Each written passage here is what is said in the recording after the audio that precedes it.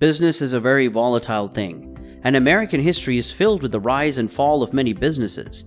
Some were created decades ago and have stood the test of time, while others have come and have fallen along the roadside of history. Regardless, American history isn't complete without these establishments and their various contributions to the country as a whole. Welcome back to the America's Trip Down Memory Lane channel. In this video, we will be looking at the story of the famous establishment, Walmart. I can bet that at one point in your life, you've walked into a Walmart store to make some purchases, depending on whether you have Walmart stores in your country. The point is that American history won't be complete without the establishment of one of the biggest retail stores in the world today.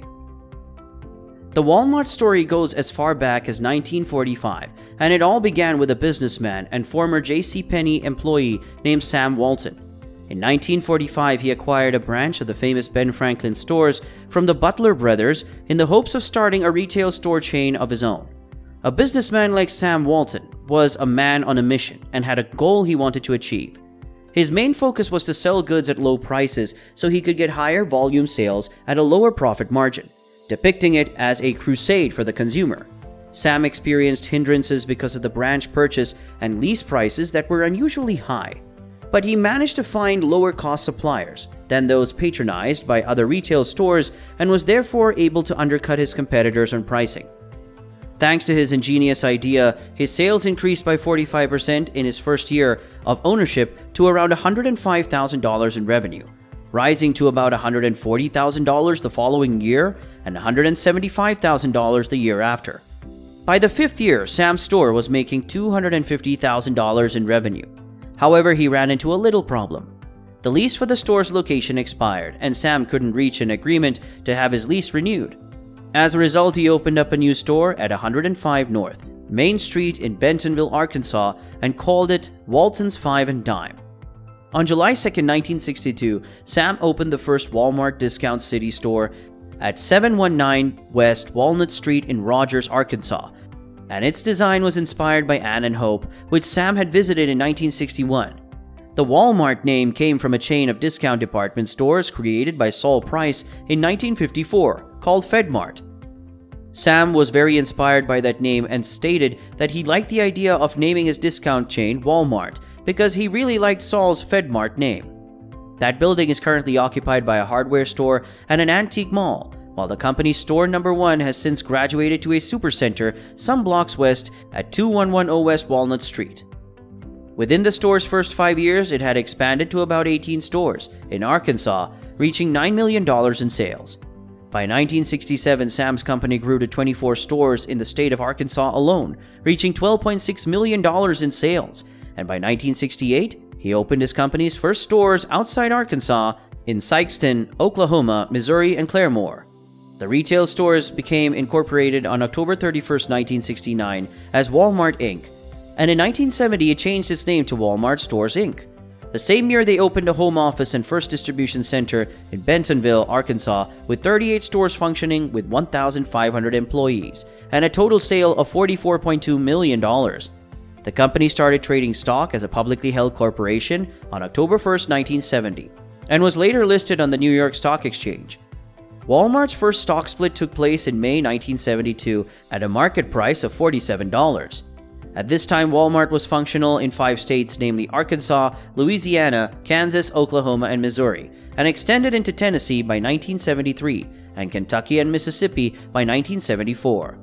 As Walmart expanded into Texas in 1975, the company had grown to 125 stores with 7,500 associates and total sales of $340.3 million. A major reason for Walmart's success from 1980 to 2000 is believed to be the building of new distribution centers in a hub. Its contiguous pattern of expansion over time and spoke framework within driving distance of existing supercenters. The year 1987 also brought about some really interesting addition to the company, as it marked the completion of the company's satellite network. This $24 million investment linked at Walmart stores with a 2-way voice and data transmission and 1-way voice communications with the Bentonville office. During this period, the company was known as the largest private satellite network, as it enabled the corporate office to monitor inventory and sales and instantly communicate with branch stores. By 1977, Walmart extended into Illinois and made its very first corporate acquisition, when it assumed ownership and operation of the More Value stores in Missouri and Illinois. This acquisition was followed by the purchase of the Hutchison Shoe Company in 1978. The same year, Walmart also expanded into a number of new markets, introducing its pharmacy, auto service center, and jewelry divisions. In 1981, Walmart's influence finally reached the southeastern U.S. market as they opened stores in Alabama, Georgia, and South Carolina, and acquired 92 Koons Big K stores. They extended into Florida and Nebraska in 1982, and by April 1983, Walmart opened its first Sam's Club store, a membership-based discount warehouse club in Midwest City, Oklahoma. They also extended to Indiana, New Mexico, Iowa, and North Carolina, and opened their first stores in Virginia in 1984, as they implemented people greeters in all of their stores. In 1985, with about 882 stores with total sales of $8.4 billion and 104,000 associates, Walmart expanded into Wisconsin and Colorado, and the first stores opened in Minnesota in 1986. In February 1988, Sam Walton stepped down as CEO, and he was replaced by David Glass. Sam remained chairman of the corporate board of directors, and Walmart also restructured its senior management positions, promoting a cadre of executives to positions of greater responsibility. Also in 1988, the first Walmart Supercenter was launched in Washington, Missouri, featuring everything you can find in your regular Walmart discount store, along with an optical center, tire and oil change shop, portrait studio, 1-hour photo processing lab, and many alcove shops such as cellular telephone stores, banks, nail and hair salons, video rental stores, and fast food outlets. The same year, Walmart was functional in 27 states, reaching Arizona, Ohio, Michigan, New Jersey, West Virginia, and Wyoming. 1990 brought about great development for the company as it expanded into California, Pennsylvania, Nevada, North Dakota, South Dakota, and Utah. This marked Walmart officially becoming a fully nationwide retailer. The 1990s gave rise to an era of furious growth for the company on an unprecedented scale, as well as the incorporation of many new ideas and technology into the business. By 1995, the company had 239 supercenters, 276 international stores, 433 Sam's Clubs, and 1,995 discount stores with 675,000 associates and total sales of $93.6 billion, including U.S. sales of $78 billion.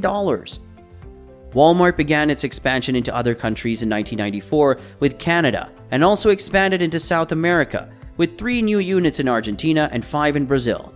In 2000, Lee Scott became the new president and CEO, and sales in the US had doubled to $156 billion since 1995. That same year, the company was ranked 5th on the global most admired all-stars list by Fortune magazine, and in 2003 and 2004, it was recognized as the most admired company in America.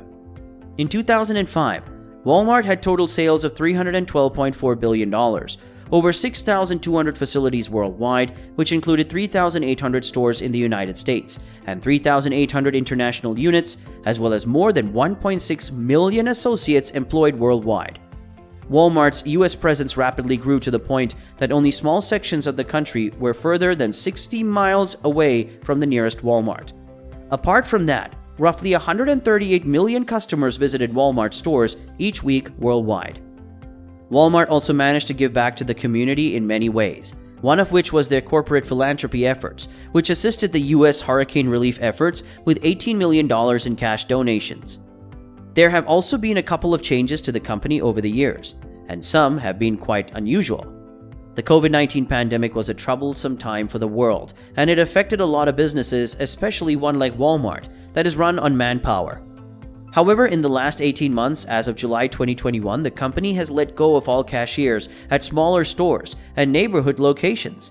These locations only have the newly introduced scan-and-go self-checkout stations, and the company believed that Walmart Supercenter locations will also undergo replacement of cashiers by 2025, as mostly 25% of cashiers work in most locations, while other 75% of cashier stalls are closed all day. Walmart isn't done yet, and the company still has many heights to reach. The United States is highly dependent on this store, and with time, the whole world might be too.